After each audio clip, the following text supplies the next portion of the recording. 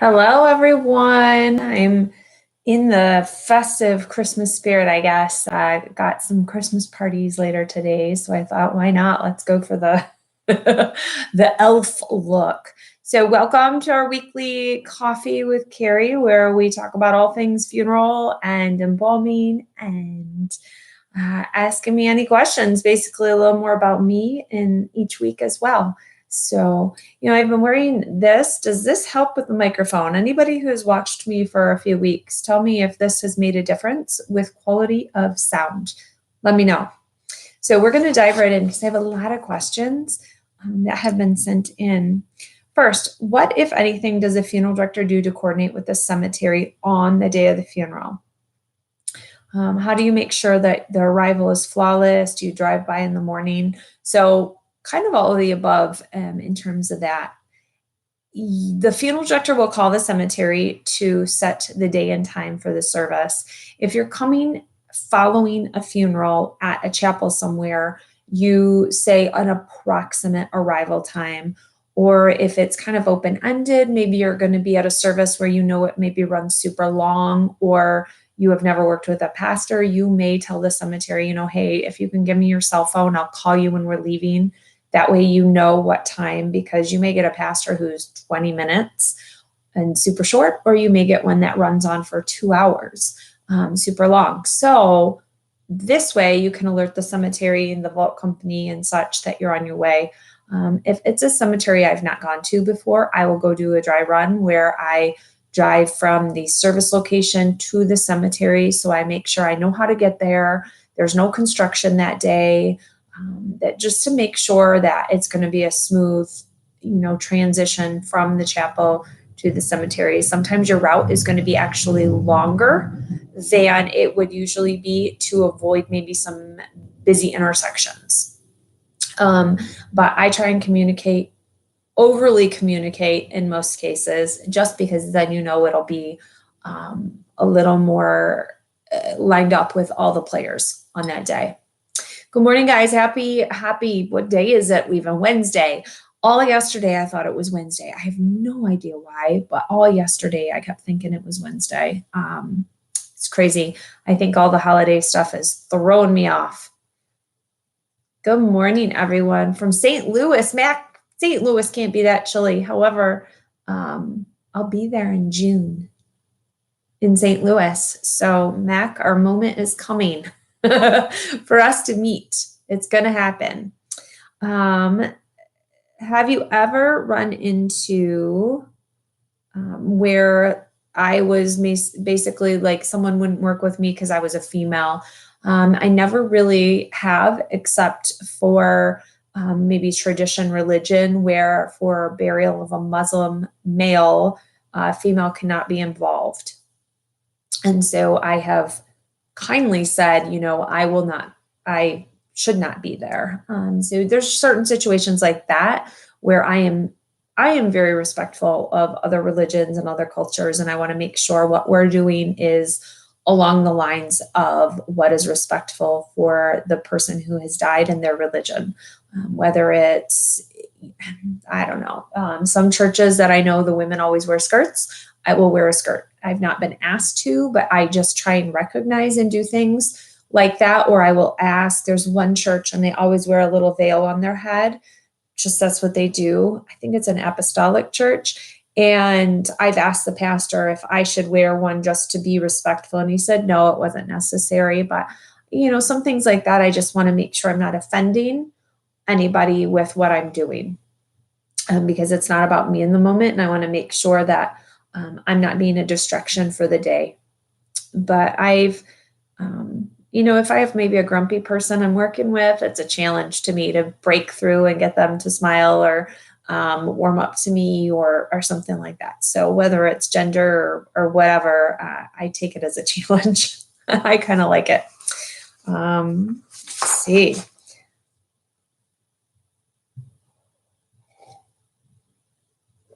Hey, Pamela in Scotland and Andrew in Indy. I love Indy. One of my favorite cities, Indianapolis. And Minneapolis. Hopefully going to be there this year too, into Minneapolis, St. Paul. You're so welcome, Elder Bishop. I really appreciate that support in Tennessee. Man, we're all over the country. If you get a pickup call in the middle of the night, do you place the body in the cooler until morning or do you embalm immediately? So Whitney, it really depends on the funeral home. So if it's a small funeral home, you can't always assure that you're going to have time in the morning. If you already have the authorization for embalming, a lot of people will not wait because you don't know that in the morning you're not going to get 3 more calls and then you're going to just back yourself up more. So there are quite a few people who work on the adage, you might as well do it. Once you're up, you're up. So at least start the embalming. They may save off and do the aspiration in the morning and at least do the injection and hope that it goes smoothly, especially if the person, I don't know if this word is bad, but fresh, if the person is warm, their blood hasn't pulled up and clotted a lot, then you may get better drainage. And so it may be a better result maybe or whatnot. So a lot of people will go ahead and do the embalming right away, but there are places that don't do any prep at night. It is 8 to 5 sort of thing. And so when the staff gets in the morning, then the prep staff will go and they will take care of the individuals that need to be embalmed. And so yes, the person may be put in the cooler then in the middle of the night. Why can lips look so odd during viewing? For sure. I think when it comes to a viewing, a mouth can make or break the whole viewing experience because a mouth is so signature to a person. And often with dehydration or edema or maybe feeding tubes or breathing tubes that were hanging out of a mouth or all sorts of different situations, that mouth has been maybe stretched or contorted in the final days before death, which really affect how that mouth looks for viewing. We can't always restore it back, and we may not know how that person's mouth looked. Also, there are a lot of people, and you're going to need to pay attention to this now that I say this, who never actually close their lips all the way together. People who have extreme overbites or underbites, have large teeth, their lips don't close very seamlessly. It's hard to get some people's mouths to close where they don't look stretched out over the teeth because the teeth are very prominent. And if a person loses weight and their tissue is really thin, it does look funky. And there's nothing we can do to make it look better. So sometimes it's just because that's never how the person looked. And sometimes it's because we as embalmers position the lips inappropriately or inaccurately, I guess would be a better term. And so it's just, there is more margin of error, things that we could do wrong when it comes to closing a mouth. And that is honestly what it is. Is it okay to wear the PJs that my patient passed away in and was in them for 3 days after that? They laundered them. I'm not even maybe I should ask, why do you have your patient's pajamas afterwards? But yes, just wash them and then you can wear them. That's fine. Table to casket. It really depends on the timetable for the family. Often, if a person is going to be a week burial, it's going to maybe be a week after the death before burial, we're not going to dress that person right away. We may wait until the day or two before and allow them to just set. So that way, if any leakage starts, if any discoloration, we unclothed and ready for us to maybe do some other topical or injecting or anything that we maybe do to them. So we'll kind of leave them until it's ready it's time to get them ready for the viewing.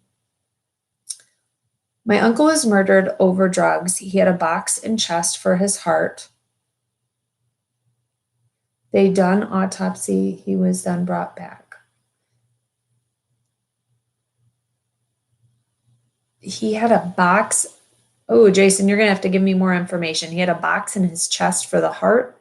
Like, I'm picturing they killed him and opened his chest and put a box in there as some symbol of warning that and took his heart. Like, I'm picturing something that I don't think is what you mean.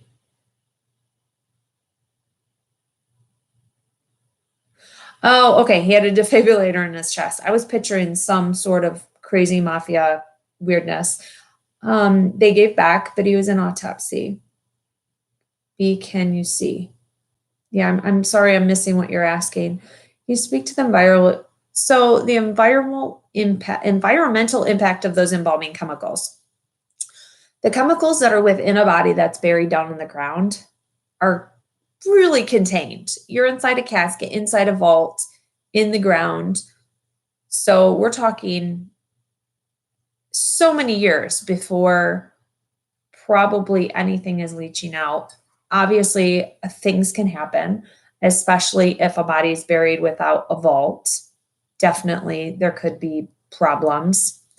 I'm going to tell you, though, the amount of chemicals that are in a person's body because of what they take from the pharmacy on a daily basis, we are walking medicine cabinets. We have more medicine in us as a society than ever before. And so all of those multitudes of drugs that are inside our body that are going into the ground and into the water stream from us just going to the bathroom, us cleaning ourselves, shaving and going in, that is more seen in a water source than formaldehyde in embalming fluid. So like if you flush formaldehyde down the, like, two sinks side by side, you put formaldehyde, embalming fluid down one, and you dump your wife's like hormone drugs and chemo drugs down the other. You trace that down the line in parts per trillion, do testing, that formaldehyde does not show up. Those other chemicals do. Just to show you how things break down and how much more of a problem we have with drugs in our water system than we do with the embalming fluid. So I'm not saying it's not a problem and that it's not a heavy carcinogen. However, it's not this huge contamination. Like, we're not burying barrels of chemicals out in, the water supply or in the soil that are, killing off population because of that being done. So it's not as big of an issue as I think sometimes it's made out to be. Why must the jaw be sutured? So you can do where you'll see if people do like a natural viewing, they may roll like a little cloth or a positioning block and put under the chin to hold the jaw closed for rigor mortis to set in. However, that jaw is being held up by muscles and tissue that are holding that jaw then closed. You only have about 48 hours before rigor mortis is gone, because that means the tissue has decomposed and is releasing. It's liquefying essentially within the body. And so that jaw is going to drop open anytime when that tissue has relaxed. So as long as you're doing viewing within that first little brief time period, and you can maybe put a positioning under, which is why they would tie with the scarf in the olden days, then you should be fine if that's the kind of viewing you want to do. However, after a certain period of time, no promises, because there's no tissue that's holding that jaw up into place. His lips look like they stretched across his face or that there was tape over them. Yeah, so they had this effect, I'm guessing. I don't know how that happens. I see it a lot though. It's like gravity set in and you get the stretched out, mashed down look.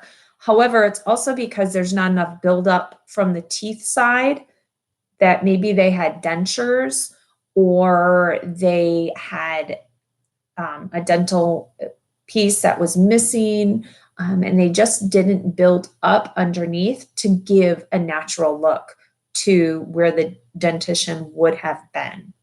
Again, it's just poor mouth closure from an embalmer, unfortunately.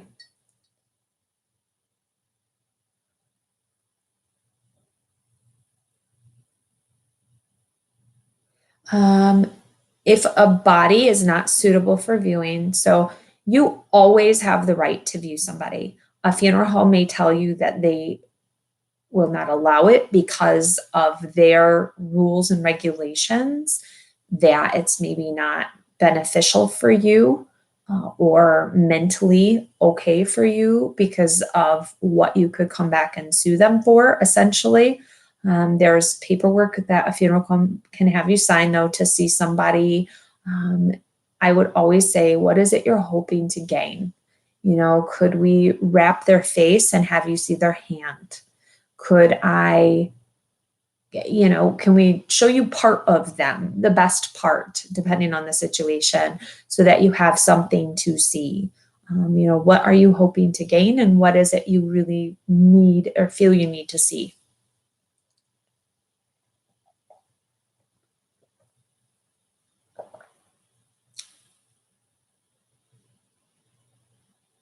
So unattended deaths in Michigan, someone needs to be under care of hospice or in a medical facility to be a, you know, normal death in terms of no medical examiner, you know, no 911 call.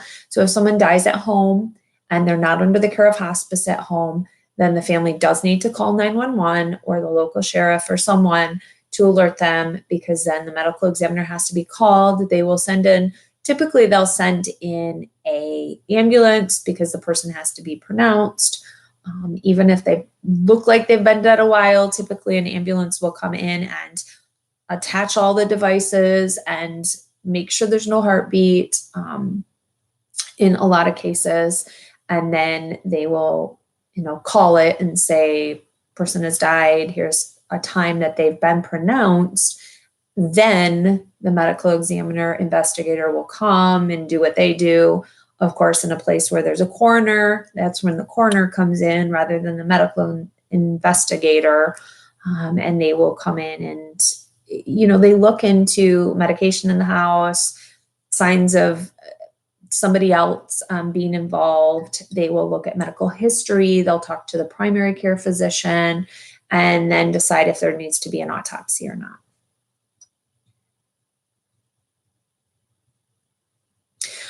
Chloe, that's a really great question. So the medication you're on when you're cremated, that then gets put out into the universe, into the environment by burning.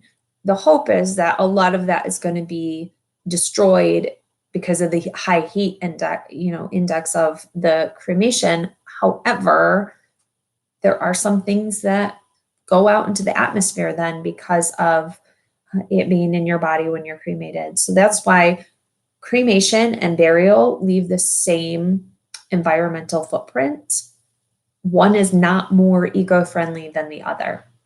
Natural burial is more friendly if they would reuse the same grave space, because then you're not taking up anything really. Kind of like the composting that they're starting to do. That doesn't take up any footprint except for the facility that is taking up some ground space.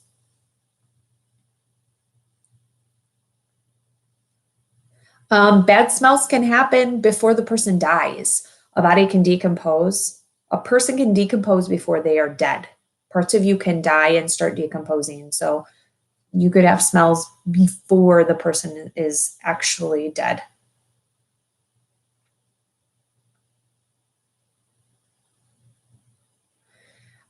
Carly, yes, sometimes the glue that is placed on the eyes and on the lips,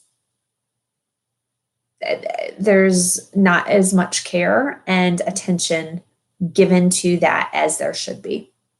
And there's glue that's showing, there's glue in the eyelashes that show, or, you know, makeup's left in the eyebrows and in the eyelashes, and there's just not much attention to detail sometimes.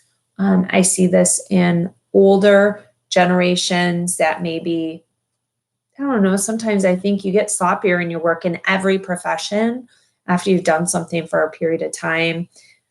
You know, you kind of just lose interest, and then you get back into it more and give more time, or maybe you just have a bad day and you're not paying as much attention. So I think there's a lot of reasons. But I'm sorry, they literally wiped cover up makeup over bruises from IVs in the hospital. That's too bad, Carly. I'm so sorry.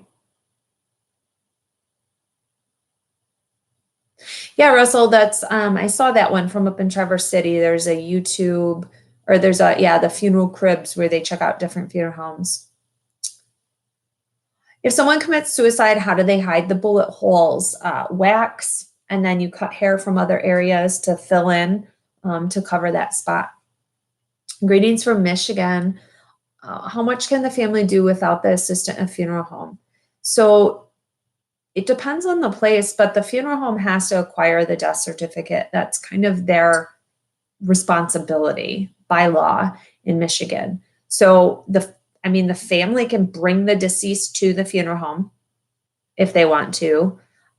And then if they want to help get the death certificate signed, they can. I don't think that's really going to save you money from the funeral home, because if you go to a low cost cremation place, it's kind of a one and done pricing. It's an all encompassing, there's not a breakdown of running the death certificate or calling the, doctor, or some of those little things. It's a one price for direct cremation that covers what needs to be done from A to Z to accomplish the cremation being done. So you can be very hands-on. You can drive the person, to the funeral home. You can transport to the crematory even. You can help place them in the retort. You can push the button. So you can be present and help for a lot of things, but you need to be very vocal about that during the whole time, because a lot of things happen that you don't even realize they're happening along the process on certain days. So we're not going to alert you that today we're going to do this, today we're going to call the doctors. We're just doing things. So make sure you are vocal about what it is you want to do. Goddess of Formaldehyde. That would be an interesting name for my channel.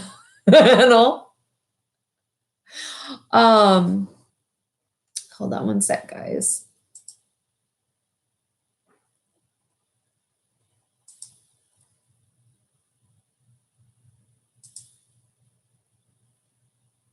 I said to hide somebody. Hopefully that hid them. All right. I had an elderly family member pass recently. She had been in hospital prior to her passing for a few months. When we had a viewing, she looked really well, and the embalmer had taken good care, but I couldn't see her hands. They were kind of tucked out of view. I'm guessing, Joanne, a lot of elderly people, have you ever seen, if they're on blood thinners, especially the backs of their hands get really bruised, because that blood is really right under the skin. And that tissue is really, really kind of touchy. You can barely just touch it and it'll rip open. So I would guess that possibly that was the case, and that the back of her hands were cracking and ripping open. And that was their resolve, was just to wrap them up.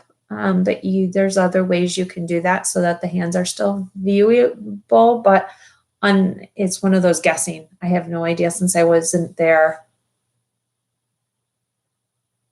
Funeral homes do not ever remove organs. Never.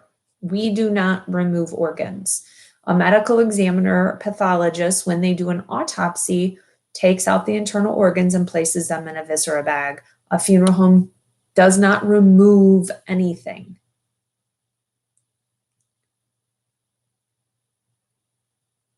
Oh, of course, funeral members or family members can ride in the hearse on the way to the graveyard.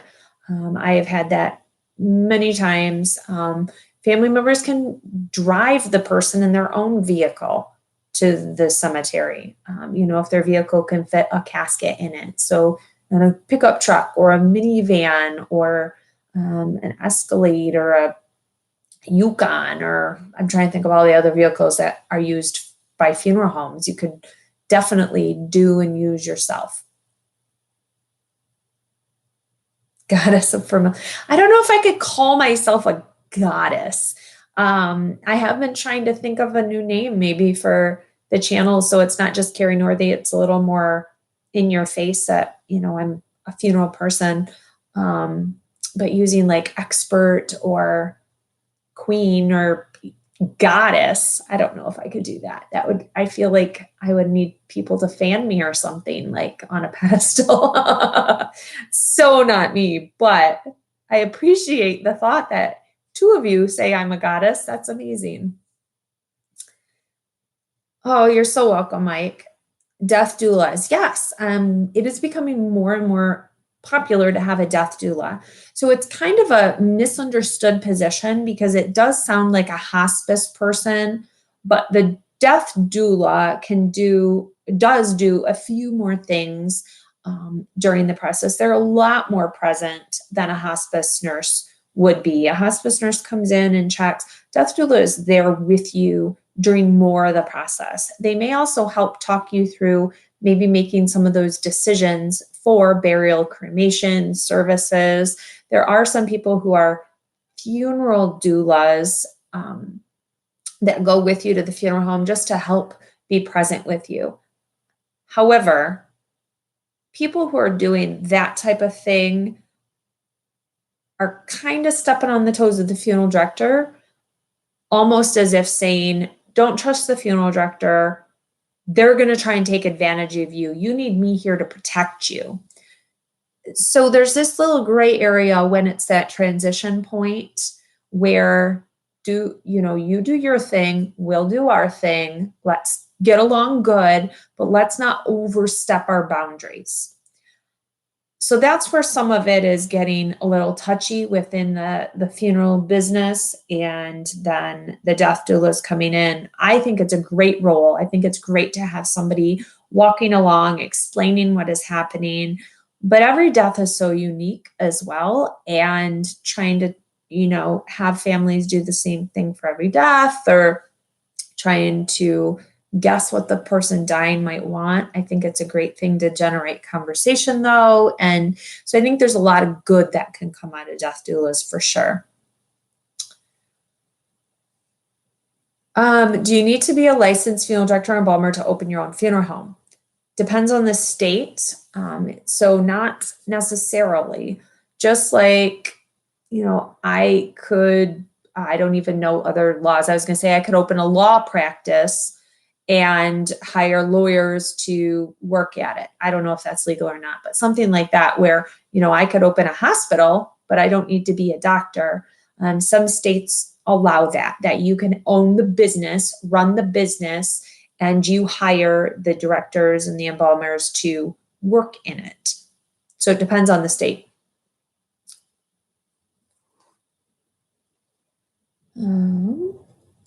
Let's see. Do you drain all the blood out of the body? Yes. What do you suggest to the families of people that die by suicide with regard to viewing of the person? I was told not to without specifics. And now 3 years after my losing my son, I have terrible regret. So Chrissy, your son killed himself, but you did not see him? Is that what you're saying? And how did he kill himself, if I might ask? I love the idea of that funeral doula. I agree that could be weird for you, but I really do think I'd want to help her to hold my hand. I'm a nurse. I think it's good, yes, to have somebody to help you through the process, as long as they know. The problem is that there's so many people, and yes, I know a death doula would be more well-trained for it.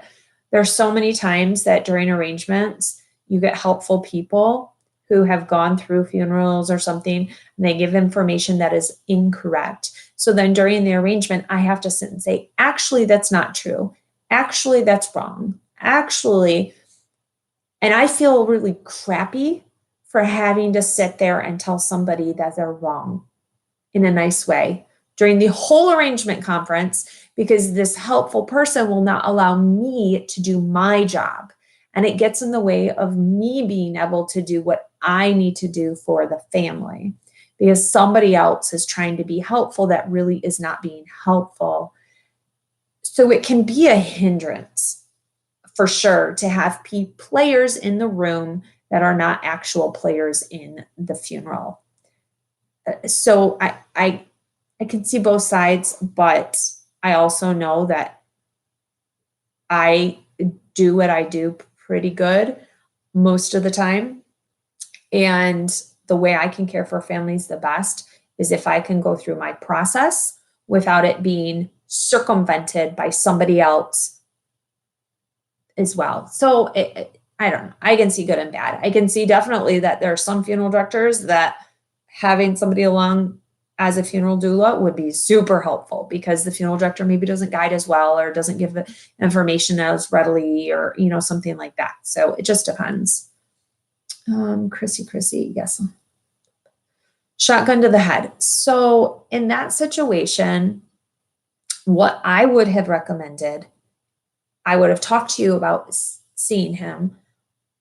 Viewing his face may not have been possible without advanced restoration, which can cost a lot of money for you to pay, you know, for them to try and restore his facial structure. However, they could have wrapped, placed a blanket over his face, and allowed you to hold his hands and see his hands or his feet, or, you know, another part of him. A mother knows their child's hands.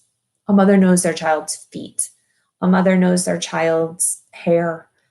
So for you to see part of him is so important. So, so important. So that's what I would have done in that situation, would have said, you know, I would really like to make this possible for you to at least come hold his hand, and just to spend a few minutes with his body so that you can be with him one more time. That's what I would have said to you, but I wasn't there. Yeah. And everybody doesn't do the process the way that, the same. So I'm so sorry for you. That's such a heartbreak. I can't imagine that type of situation. Iceland does not embalm at all, like at all. No embalming period in Iceland. Yeah, David, you're going to find a huge price range in funerals, but you also have to make sure you're comparing apples to apples, because I've had people come to the funeral home and they say, well, you're way more money. Well, we put all the cemetery pricing in our contract and the other funeral home hadn't. So it made the pricing like $5,000 difference, because those were cemetery prices outside of our control, outside of our business, but that wasn't factored on the paper. So you always have to make sure apples to apples you're comparing. No, I don't own my own funeral home. I don't work at one funeral home. I'm a freelance funeral director. So I work at multiple funeral homes to fill in, assist, help out when they get busy, help out as kind of a part-time for them. That's so interesting, Scorpio Queen. I haven't looked into Iceland before, so that's interesting. Chrissy, you're welcome. Yes, you can hold your baby or child if they pass away. You can hold them during the funeral. You can hold them for every minute before the burial has to take place, or the cremation. You have every right to hold your child. That's your child. Like I've said many times, you own your loved one, essentially. The funeral home does not. So they cannot tell you, you can do this, that, or the other. They cannot tell you, you cannot see them. They cannot tell you that you have to embalm them unless it's their rules for public viewing. So there are laws that you need to know for yourself. And if you don't like what the funeral home's telling you when it comes to those things, you have the right to say, to step back and say, I am going to call a different funeral home because I really want to see my loved one and I have the right to. And they just may not allow because of their regulations. So find some place that will allow that moment for you to have. It's very simple, honestly. All right, I'm going to round this up, guys. What if you are anorexic and pass away? Would you fill out the body so it looks like the person used to? No, I wouldn't restore the person to, 50 pounds heavier. The embalming process is going to take an edge off, so they're not going to look as bony and kind of as emaciated. They'll look a little bit softer to them, and I would maybe fill out a few areas with tissue filler. So tissue filler is a little gel type thing. We use a hypodermic needle and place under the tissue. Common places to fill out are like in the dentation here that happens. And sometimes the eyebrows get super bony and out. So we may lift the eye, we may fill that in, fill in here, fill in the nose a little bit. Just take a softness off of the cheekbone if the cheekbone is really pointed. Just to take an edge off. That's what I use tissue filler for, just taking an edge off, not restoring a person to 30 years younger, but just taking an edge off when we can. So they just look a little softer, a little healthier than in the end. And yeah, it's good. All right, guys, I've got to round it up. I try and keep these under 30 and we went over. Thank you for saying parents can hold their loved ones. I get that question all the time. Oh, you're welcome. So thank you guys so much. I didn't even, literally, I got to one page of my questions because you guys brought such good questions this week. So thank you so much. Really appreciate it. Next week is Christmas. And I actually might just pop on to say hi and say a few words. So I might be here on Christmas Day. I don't expect any of you to be, but you can always check it in the roundup afterwards. So we'll see. We'll see if I actually put on clothing and do my hair and makeup or anything to do a video. So I hope you guys have a good week, and thinking of you who are headed into your first Christmases without people and maybe a hard season this year. Maybe you're losing somebody. Somebody's dying, or maybe you've lost somebody recently, but thinking about you, and hope you all can find some joy or some peace this holiday season. Make sure you check out another video, share one if it speaks to you. I'm sure it'll speak to somebody else, and subscribe. If you don't subscribe over here, guys, and I'll talk to you soon. Bye.